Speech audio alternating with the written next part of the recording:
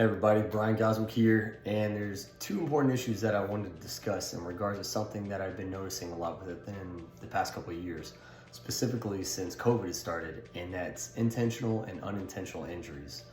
And the relevant topic to this would be based around children, specifically adolescents, so middle school, high school, sometimes even as early as like later elementary, about 5th grade. And as you watch this video, you'll see how I'll give an explanation on how we can minimize the risk of these injuries from actually occurring. So whenever I mention about intentional injuries, what I'm speaking about more is violence. As a matter of fact, 200,000 homicides occur worldwide, ranging from ages from 10 to 29. Suicide being the second leading cause of death in America, ranging from ages 15 to 24. 20% of these students have actually contemplated suicide, and 9% have actually attempted.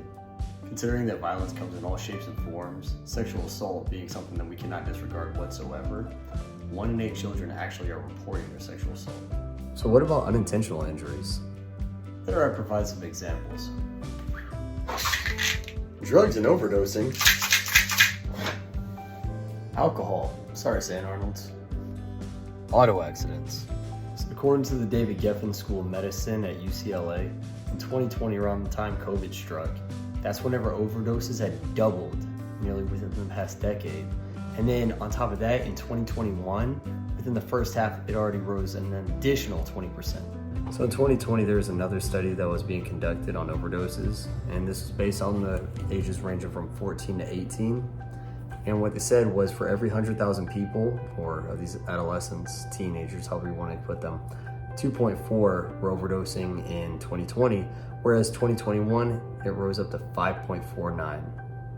Yeah, and 90% of these deaths were due to opioids. So why can all these unintentional injuries happen? Or even the intentional ones? Do we allow them to happen? Or does it just happen spontaneously?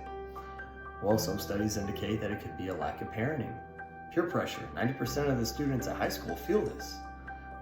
Maybe it could be gang pressure, or siblings. Wherever it's coming from, there is a preventative. So in 2015, the World Health Organization conducted a study on adolescents ranging from 11 to 17 years old. And what they came to conclude is that 81% of these adolescents aren't fulfilling 60 minutes of daily exercise. And I'll get to my point on why that's important. A couple different ways that we can minimize the risk of these injuries from occurring would be getting involved in sports, boxing, or martial arts in general, really. Amongst other exercises that you can do, such as calisthenics, so using your body weight, ranging all the way to using actual weight, so going to the gym, barbell, dumbbell, whatever it is that suits you. And all this does is it reduces the risk of lots of diseases later down the line, such as type 2 diabetes, ranging all the way to cancer. So this shows how important it is that you do assess this, because this will benefit you neurologically as well as physiologically. And let's not forget, most importantly, brain development. So studies were conducted in Minnesota, Australia, Iceland, and Hong Kong. And what they showed is that students that participated in physical activities out of school for 3 days out of the week had a higher GPA than those that don't. So on top of that, there was a 10-year study done at Sacred Heart University. And what they did was they monitored students that were participating in martial arts out of school. And what they found is that there's an increase in the gray matter of the brain.